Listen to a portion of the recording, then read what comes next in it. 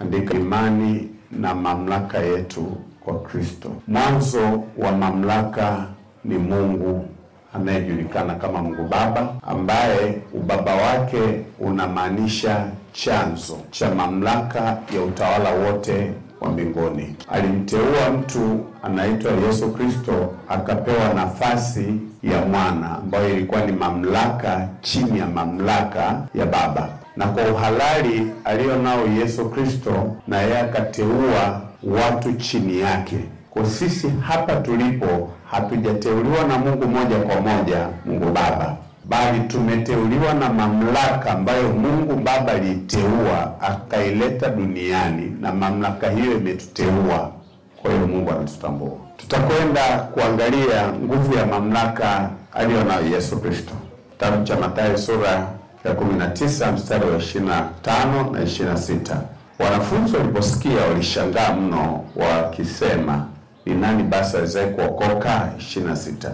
Yesu akawakazia macho akawaambia, kwa wanadamu hilo haliwezekani, bali kwa Mungu yote yawezekana. Hakusema kwa wana wa Mungu haiwezekana, alisema kwa wanadamu. Kwa hiyo mwenye mamlaka kuu, imetangulia kusema, ni Mungu anayejulikana kama Mungu Baba.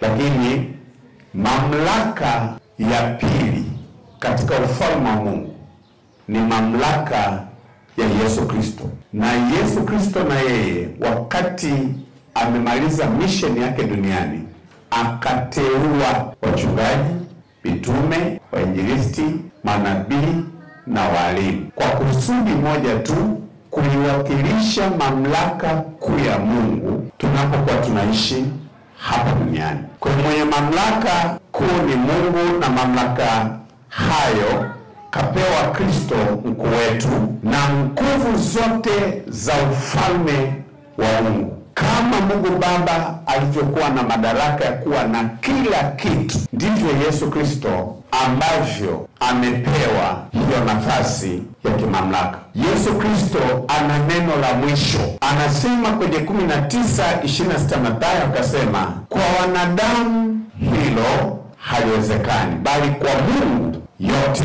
yawezekana. Kwa Yesu Kristo anao uwezo wa kufanya lolote, popote, kwa yeyote, kama Mungu Baba mwenye mamlaka alivyokuwa na huo uwezo. Mamlaka ya Kristo mwana wa Mungu iko juu ya uumbaji wote wa kazi ya Mungu, juu ya yale tusiyoyafahamu huko mbinguni, lakini juu ya kazi nzima ya uumbaji hapa duniani. Inaweza kazi yoyote duniani kawajibishwa chini ya mamlaka hiyo.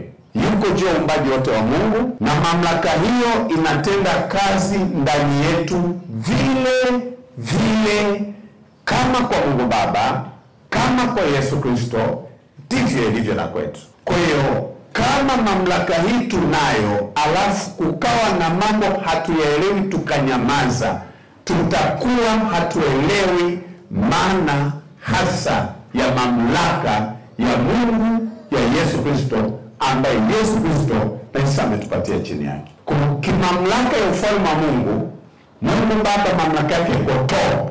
Baadaye akampa mwana hapo katikati, mwana akatupa sisi hapa chini. Kwa hiyo kila mwenye imani ya kweli ya Yesu Kristo ni mwakilishi wa madaraka ya Mungu duniani.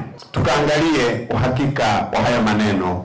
Mathayo 18 mstari wa 18 na 20. 18 na 20. Amini nawaambieni, yeyote mtakayoyafunga duniani yatakuwa yamefungwa mbinguni, na yeyote mtakayoyafungua duniani yatakuwa yamefunguliwa mbinguni.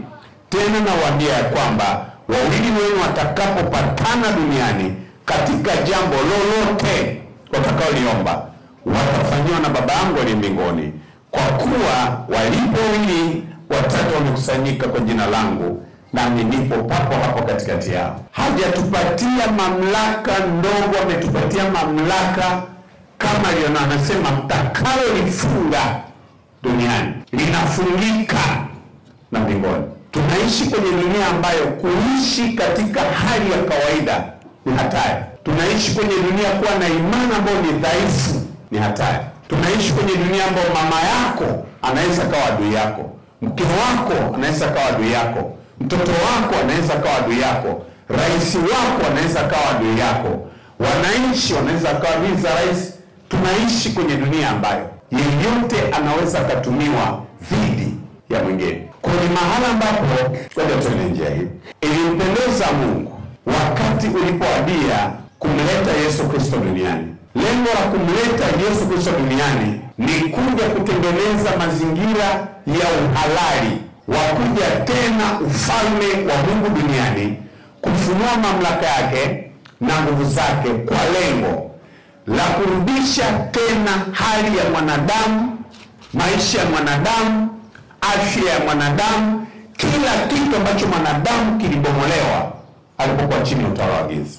Ndio maana Mathayo 20:28 anasema, kama vile mwana wa Adamu asivyokuja kutumikiwa, bali kutumika na kuitoa nafsi yake iwe fidia ya wengi. Kwa Yesu Kristo amefanyika fidia ili kuleta uhalali wa kufanya ufalme wa Mungu uwepo hapa, kufanya shughuli zake duniani, kufanya mamlaka tena ambayo iliondolewa irudi. Kwa Yesu Kristo amehalalisha kwa kifo chake kuwepo kwa mamlaka ambayo inatuwajibisha sisi kupambana, kukabiliana, kuangamiza, kuharibu chochote ambacho kilichukua maisha ya mwanadamu na kuyafanya miserable, kuyafanya si kitu. Hayo mamlaka tunayo. Hatujaja hapa kusali na kuimba. Hatujaja hapa tuliwale wa dini ya Kikristo. Tumekuja hapa kwa mission kuharibu kazi zote ambazo zimeharamishwa. Magonjwa yameharamishwa, mapepo yameharamishwa na Yesu Kristo, uchawi umeharamishwa na Yesu Kristo, uganga wa kienyeji umeharamishwa na Yesu Kristo, dhuluma zimeharamishwa. Kwa kazi yetu ni kuleta amani, furaha itawale tena katika maisha ya wanadamu. Hiyo ndio mission. Sasa unisikilize. Mungu anaogopa lolote? Haogopi chochote. Mamlaka hiyo alimpa pia mwanae. Je, mwanae Yesu Kristo anaogopa lolote? Je, anashindwa lolote? Mamlaka hiyo Yesu Kristo ametupatia sisi. Je, tunatakiwa tuogope chochote? Hapana. Hakuna aliye juu yetu tena tukiwa ndani ya Kristo Yesu. Hakuna kitu, mtu, nguvu, chochote ambacho kinapaswa kuwa na sauti juu ya mamlaka ya Yesu Kristo ambayo waaminio wanakuwa nayo. Kwa hiyo hakuna kitu ambacho tunapaswa kukiogopa bila kujali kinafahamika kina madhara kiasi. Kwa tuko duniani kwa kusudi, na kusudi letu ni kuhakikisha ufalme unaeleweka namna ulivyo kwa kuyafanya maisha ya mwanadamu, hata kama sio marefu, kwa ufupi wake yaeleweke. Kwa tuko duniani ili kuweka udhibiti mkuu wa Bwana wetu Yesu Kristo. Tuko hapa kama vile wana uovu ambavyo wapo kila mahali kwenye serikali, wapo katika jamii, kuweka udhibiti wa uovu.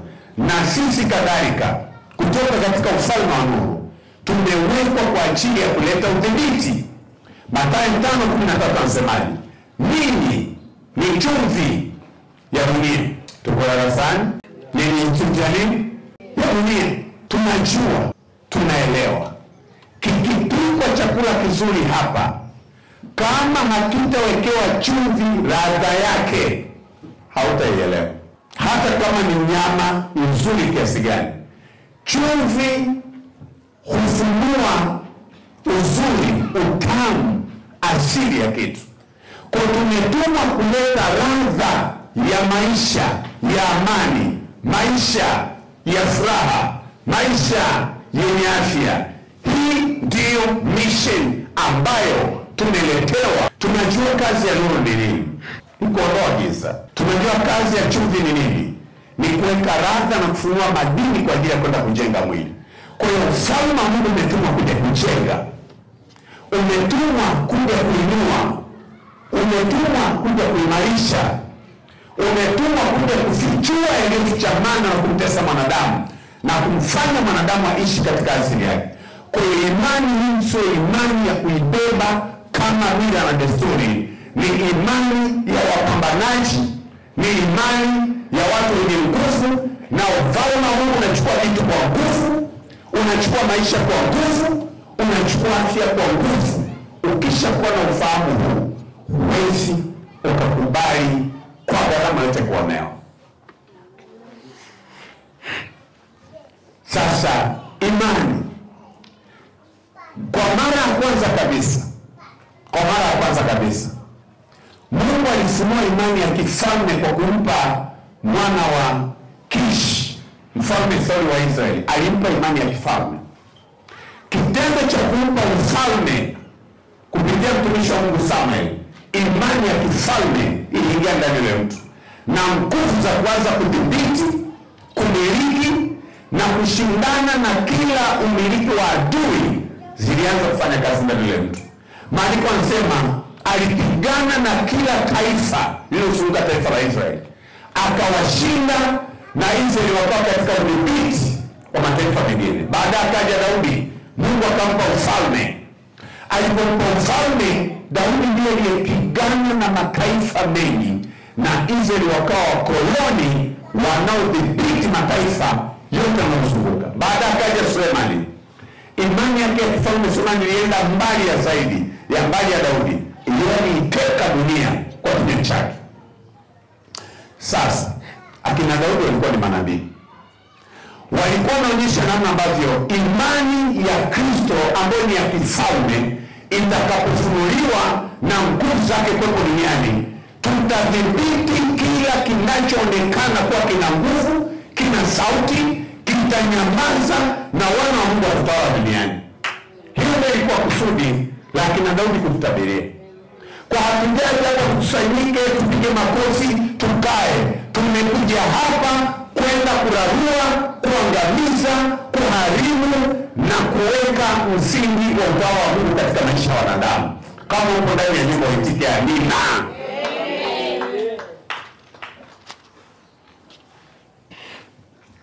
Kwa imani hii, imani ya ufalme, na ufalme wenyewe ni ufalme ambao uko juu ya kila kinachofahamika. Ni ufalme unaotawala na kumiliki, hautawaliwi. Na wanaokuwa na ufalme huu hawatawaliki, hawamilikiki. Huwezi kuangamiza kwa urahisi, kwa sababu ufalme wenyewe hauangamizi. Twende tena tujifunze kuwa jasiri kwa sababu ya mkuu wetu Yesu Kristo. Nataka tukaangalie mambo ya kuangalia na namna ya kuwa na ujasiri kwenye dunia. Mathayo 28:18. 28 Mathayo mstari wa 18. Yesu akaja kwao, akasema nao, akawaambia, nimepewa mamlaka yote mbinguni na duniani. Nasikia kauli? Mamlaka kiasi gani Yesu anayo? Mamlaka kiasi gani Yesu anayo? Kila kiumbe unayemfahamu mbinguni yuko chini ya Kristo Yesu. Na kila kiumbe unachokifahamu duniani kilichoumbwa, hakijalishi kina ukubwa kiasi gani, kila dini na kila dhehebu unalifahamu, Yesu Kristo ana uwezo wa kuomba power juu ya hivyo vitu. Ana nguvu ya kumwingilia yote, ana nguvu za kumshughulikia yote, ana uwezo, amethibitishwa na Baba yake baada ya kufanya alichotumwa afanye.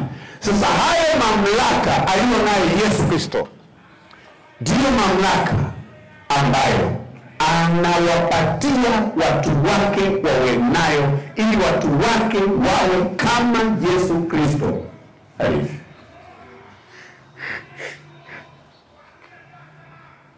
Kwa kusudi gani?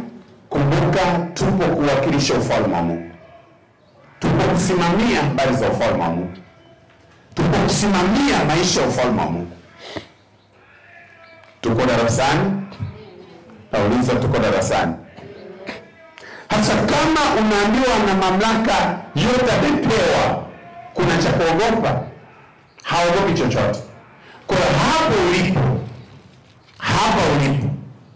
vita yoyote kama ikikuinukia, unao uwezo wa kufanya lolote.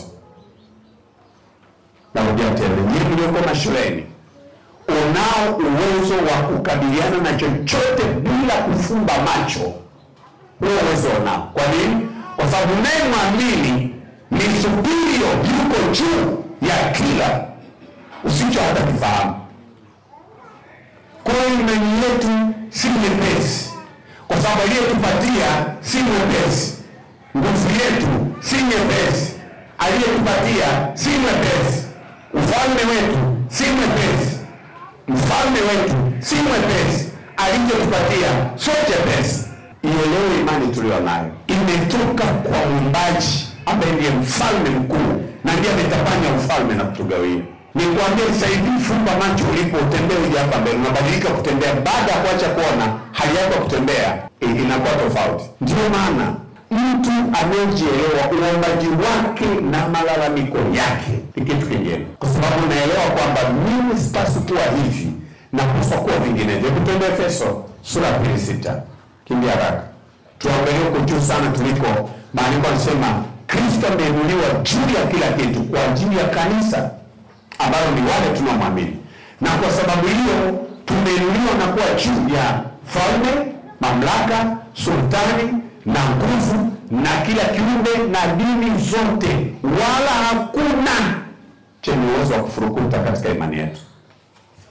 Twende Efeso 2 mstari wa 6.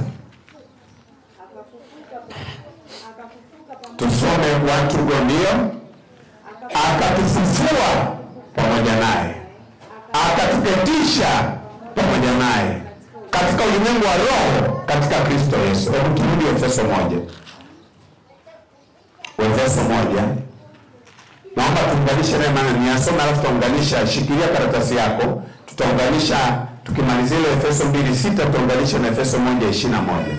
Haya, anasema akatufufua pamoja naye. Hebu tusome pamoja, sema akatufufua pamoja naye, akatuketisha pamoja naye katika ulimwengu wa roho katika Kristo Yesu, juu sana kuliko ufalme wote na mamlaka yote na nguvu zote na usultani wote na kila jina litajwalo, wala si ulimwenguni humu bali katika ule ujao pia. Kwa mahali ulipokaa, umekaa kiti cha mwisho cha viti vyote katika ulimwengu wa roho na ulimwengu wa mwili. Narudia tena, ulipokufa katika dhambi zako pamoja na Yesu Kristo na ukafufuka katika utakatifu wake, Mungu hakunyamaza, aliamua kukuketisha ulimwengu wa roho uwe na mamlaka na nguvu katika maisha haya.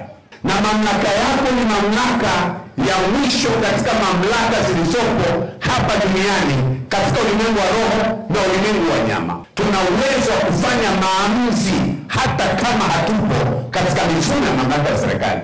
Tuna uwezo wa kumwangusha mtu mahali popote bila kubeba mapanga, bila kumwandama, bila kumfuatilia. Tuna uwezo huo katika ulimwengu wa roho. Tuna uwezo wa kwenda mahali popote tukiwa tuko kimwili, tuko eneo moja. Tunaweza tukatokea eneo lingine tukafanya kazi na tukarudi tukiwa bado kwenye eneo. Wakolosai 2 mstari wa 5 inasema, nijapokuwa sipo pamoja nanyi katika hali ya mwili, ninaweza nikaenda Iringa muda huu nikafanya vita, nikaangamiza, nikafanya lolote na nikarudi hapa sina kesi.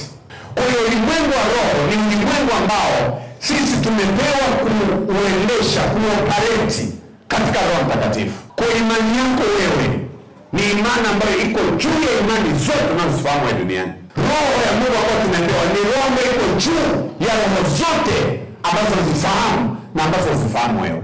Sasa unisikilize. Naomba unisikilize. Usikubali kuwa na matokeo madogo. Mimi sikubaliani kuwa na matokeo madogo. Usikubali kuwa na matokeo madogo. Sikubaliani kuwa na matokeo madogo. Kwa sababu imani niliyo nayo si imani ya kuwa mnyonge. Imani hiyo walikuwa nayo Agano la Kale, Daudi na Sulemani na wenzake waliofuata. Hawakuishi maisha ya kinyonge, hawakuishi maisha ya kuonewa, hawakuishi maisha ya kupigwa, hawakuishi maisha ya kushambuliwa. Waliishi maisha ya kudhibiti, kumiliki, walifufua wafu, walikimbiza majeshi, walifanya kila tukio, waliokota na makali ya upanga, walifunga vinywa vya simba. Kisoma kitabu cha Ibrania sura 11. Agano la Kale kabla ya Kristo, katika imani hii ambayo tuko nayo leo. Kwa hiyo tusikubali kuwa na imani ya kutiana moyo. Mimi siko tayari kuwa na imani ya kutiana moyo, nataka kuwa na imani na uzaa matokeo. Kama upo itike amina, kama haupo basi siku ukija utaitika. Nasema siku ukija utasema amina, ila kwa leo haupo haina shida. Narudia tena, imani yetu tulio nayo ni imani inapaswa kuwa na matokeo. Imani yako ambayo umeamua kwanza kwenda na Mungu ni imani ambayo haipaswi tu kujitia moyo. Ni imani ya kupambana. Ni imani ya kuinua mguu wa kulia na wa kushoto. Ni imani ya kuinua mkono wa kulia na wa kushoto, kuhakikisha mazingira maisha yako yanabadilika katika jina la Yesu. Ni imani ambayo inatakiwa kupambana afya unayoishi nayo duniani iwe afya inayoeleweka katika jina la Yesu. Na si vinginevyo. Hatuwezi kuwa na maisha ambayo unaonewa, alafu imani yetu ni ya kutawala, ni ya kumiliki, ni ya kudhibiti, iko juu ya kila kitu, alafu vilivyo chini vikutese juu. Haiwezekani. Wenye mamlaka za dunia na tushindaji. Leo rais anayekuwepo kwenye nchi husika, huwezi kumpa maagizo akishaapishwa. Yeye anayetoa maagizo. Na ukijaribu kuongea kama natoa amri, wanaomzunguka atakuwajibisha. Hiyo ndio kazi tuko nao na sisi. Tuko hapa, hakuna chenye kutuamuru, kutulazimisha, kututesa, kutuweka chini, yawe magonjwa, yawe mapepo. Anasemaje Mathayo 10:1? Akawaita wanafunzi wake 12, akawapa amri au mamlaka juu, sio chini, sio katikati, sio tatu, juu ya pepo, juu ya magonjwa, juu ya udhaifu wa kila aina, watoe, waponye na kadhalika. Ndio imani tulionayo. Kwa kuyaruhusu magonjwa ni ujinga wa ufahamu. Kuruhusu mapepo yanatawala makanisani ni ujinga katika jina la Yesu. Kuruhusu magonjwa tunatiana moyo yamekaa makanisani badala tufanye maamuzi mabaya ni ujinga wa ufahamu. Ni imani ya basi inaweza kaamua kuwa hivi. Imani ya wenye akili haiwezi kuruhusu. Imani ya wenye ufahamu haiwezi kuruhusu. Lakini wale ambao wana ufahamu timamu, haiwezekani. Mungu unayemwamini anazo nguvu zote, anao uwezo wote. Usalimu amri unangojea huruma za kufa. No! Nasema let it be no. Haitakuwa ni siku za uhai wangu. Afadhali kazi ya ujinga wa Zayo niache. Siwezi kuwa mchungaji wa namna kama hiyo. Narudia tena na naapa ishivyo Mungu. Siwezi kuwa mchungaji ambaye mtakaa na watu na watia moyo na magonjwa, tunafarijiana, tuna magonjwa, hatuna majibu. Huu sio ufalme wa Mungu. Basi kamulizie Daudi, hakuwatia moyo wa Israeli kwamba tuvumiliane, tuache tu goya peke tuwa kwenda mbinguni. Alisema huyu atauawa leo katika jina la Bwana. Hawakunyamaza kwamba tuachie. Walikabiliana nao, walipambana nao, walihakikisha ufalme unaonekana uko juu na watu wa Mungu wako juu. Hii ndio mission ambayo tunatumwa nayo. Simama mshangilie Mungu kama uko ndani ya nyumba. Wewe unaachilia papo ili kuondoka. Inuka, naongea na wewe. Inuka. Naongea na ufanye ndani. Hatupaswi kuwa na imani ya ujinga katika jina. Hatupaswi kuwa na imani ya udhaifu. Hatupaswi kuwa na imani ya kuonewa. Imani yetu ni ya kuweka magonjwa chini. Imani yetu ni ya kuweka magonjwa chini. Imani yetu ni mchao unaenda chini. Imani yetu maskini unashuka chini. Shout haleluya kama uko ndani ya nyumba. Ukae usizubae. Leo condition yangu sio kukisinzia, nitakuwa na pauza nisahau. Today I'm not the same. Tafadhali usichezee ndani ya nyumba hii. Nazungumza leo watu wachache hapa. Nasema imani yetu tulio nayo sio imani ya kuchezea. Yesu Kristo hakuja hapa duniani kucheza, alitoa uhai wake. Alikufa kifo cha mateso. Kama wewe una agenda ya kutaka uendelee tu na kuumauma, hauko tayari kupambana, hili halitakuwa kanisa lako, uondoke. I want to fight now. Lazima tufike mahali kila kitu kisalimu amri.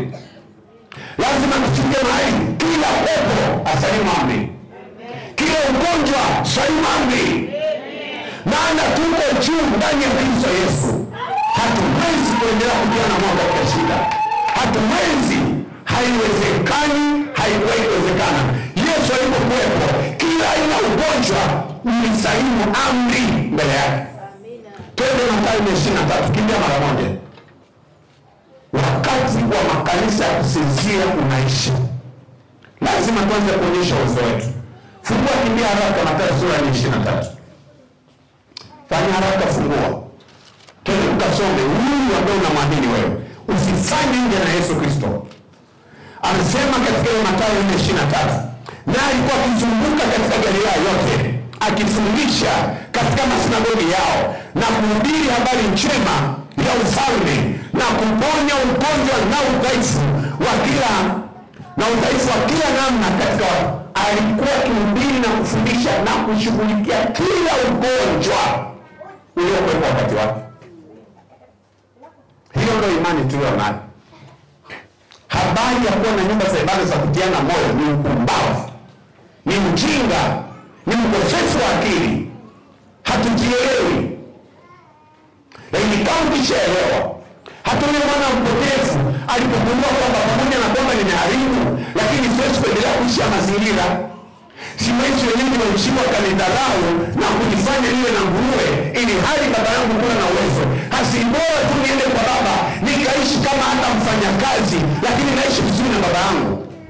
Maana kwa sababu alitia ufahamu mwana na karuni, akasema hata kama hata nipa hadhi ya kuwa mwanae, lakini sitaishi kwa sababu naishi hapa. Yesu alikuwa anatuonyesha kwamba tukubali kupambana kwa kila gharama. Imani yetu ni imani ya wapambanaji, sio imani ya kumwacha Mungu.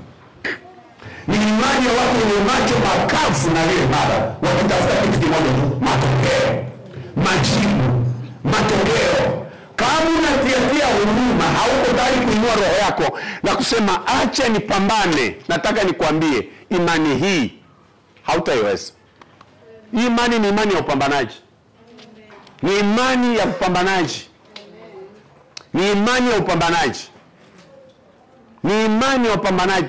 Walipambana waliopita. Walifanya vita waliopita. Kwa imani yetu si imani ya utani. Si imani ya utani. Ni imani ambayo ufike mahali useme hiki kinatosha. Hili linatosha. La sivyo nitasimama mpaka nimejua hatima yangu.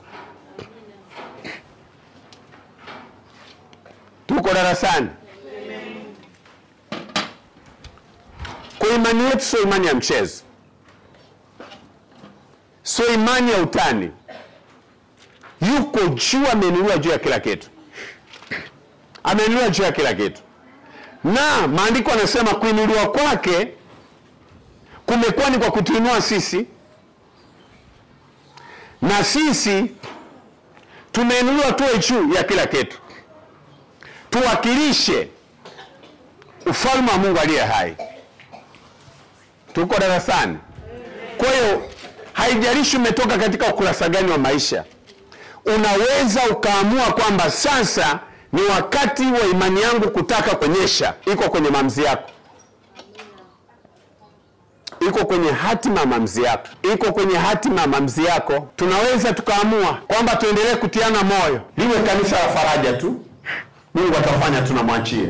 Ufalme hauko hivyo. Ufalme ni wagomvi. Wafalme hupambana kukabiliana na imani zingine, kisha wakazipokonya zile imani. Maandiko yanasemaje?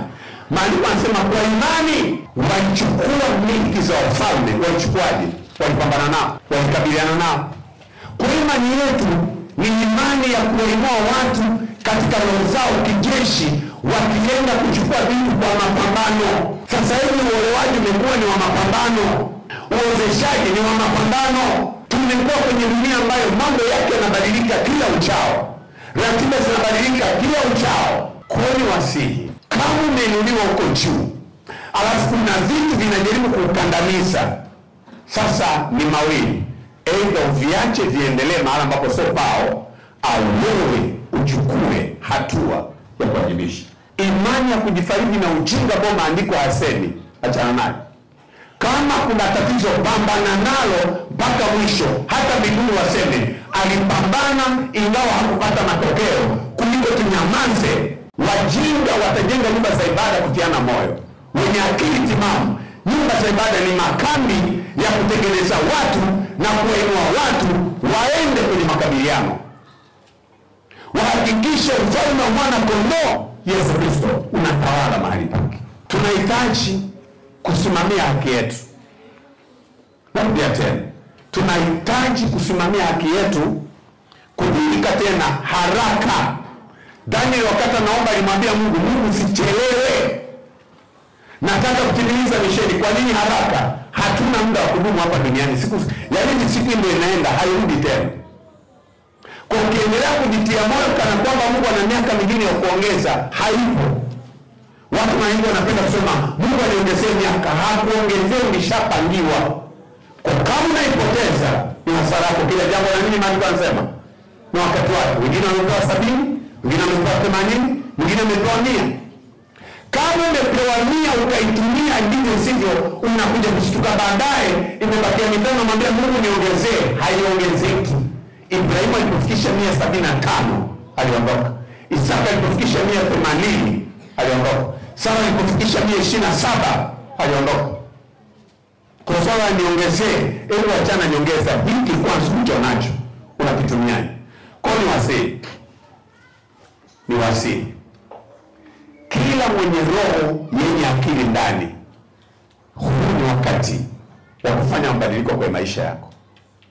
Na mabadiliko hayawezi kuchukua miezi, ni swala la muda mdogo. Mungu hahitaji miaka kumbariki mtu. Ni swala la Mungu akiamua leo anaweza kufanya jambo. Maana maandiko yanasema saa iliyokubalika ni sasa. Kwa imani yako ndani yako, achana na imani ambayo haileti matokeo. Inua imani yako ndani. Uwe na ushahidi hata kwa watu wengine kwamba nimeona leo nilikuwa naomba hivi. Mungu nataka shuhuda mpya. Nataka matokeo, nataka ukurasa mpya. Sitaki kuendelea kushuhudia ali, nataka niseme ana na ame. Wakati nasema anta ni kisha amefanya, lakini pia anafanya. Mungu mwenyewe anataka nyimbo mpya, hataki nyimbo za zamani. Kwa hiyo ifike mahali uchoke kuwa na sura hii ya aina moja ya maisha. Yaani uamue kwamba sura hiyo ndio nimekuwa nayo muda mrefu, kujitia moyo inatosha. Hatuna muda wa kupoteza tena. Kizazi kijacho kinategemea tukitengenezee msingi. Wakuja kuangalia Biblia kimekuwa kitabu ambacho kimefanya kazi kwa baba zetu kiasi gani. Hasa hivi utunzaji wa kumbukumbu tofauti na zamani walitumia maandiko tu. Leo hii tunajaza video, tunajaza kompyuta, tuna rekodi za sauti, tunaweza kuweka kazi wakaja kuziangalia. Watoto ambao wanakusudia kuja hapa duniani wanakuangalia unachokifanya wewe. Wewe umetumwa kuwa kiongozi wao. Umetumwa kuwaonyesha. Naomba niwaambie, uvumilivu wangu umefika mwisho, na mwisho wake ni sasa uliokupigana. Nimesema sitaruhusu roho ya aina yote, ugonjwa wa aina yote, udhaifu wa aina yote kutawala tena katika himaya ambayo mimi nipo. Labda kama sikuitwa kuwa nisimame. Narudia tena, fika mahali amua ndani ya roho yako kwamba imani niliyo nayo izae matunda. Mbona kina Daudi hawakubali? Usisome shuhuda za wengine zikakupa raha. Usiende kwenye kitabu cha Ibrania unasoma wakaokoka na makali ya upanga, wakazima nguvu za moto. Acha kusoma, zima moto wako leo. Okoka na mapanga ya leo. Shinda miliki za leo. Fufua wafu leo.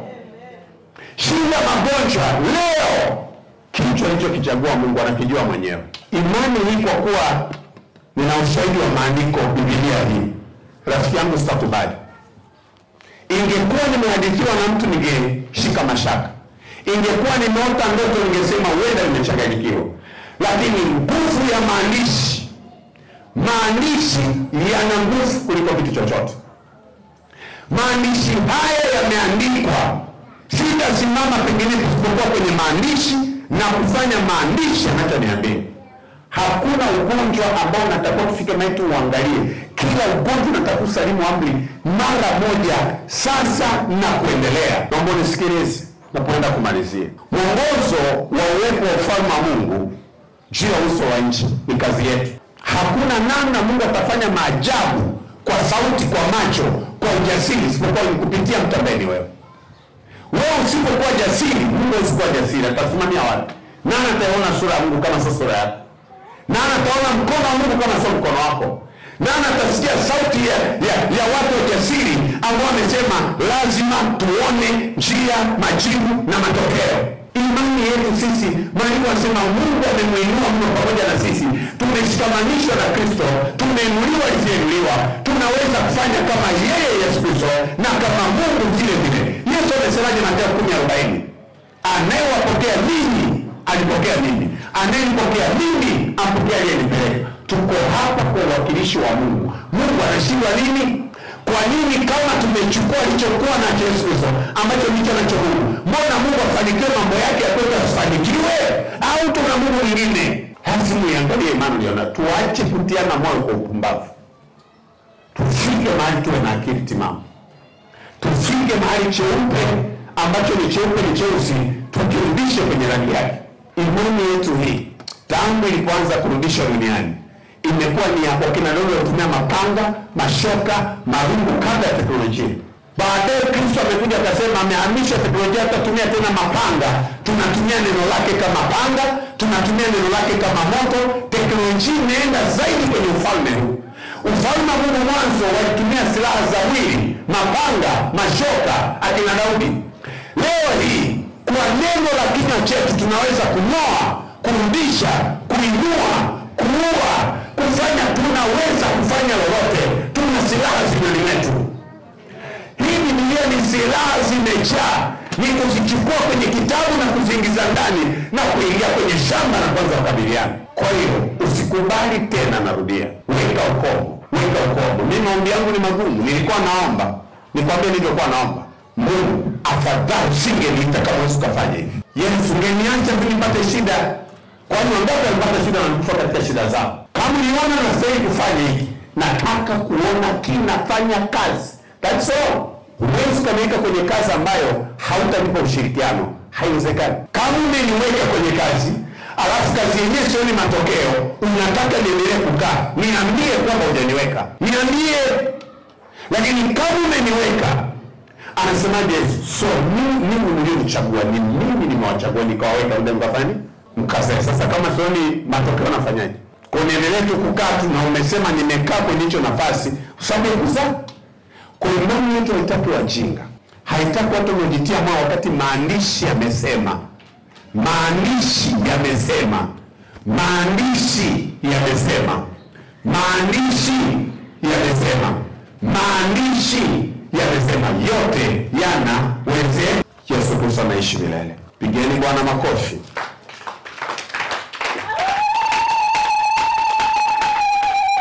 Yesu Kristo aliongea maneno magumu. Alisema hivi, mbingu na nchi zitapita, lakini maneno yangu hayatapita kama. Yesu amekwambia ana nguvu kwenye maneno yake.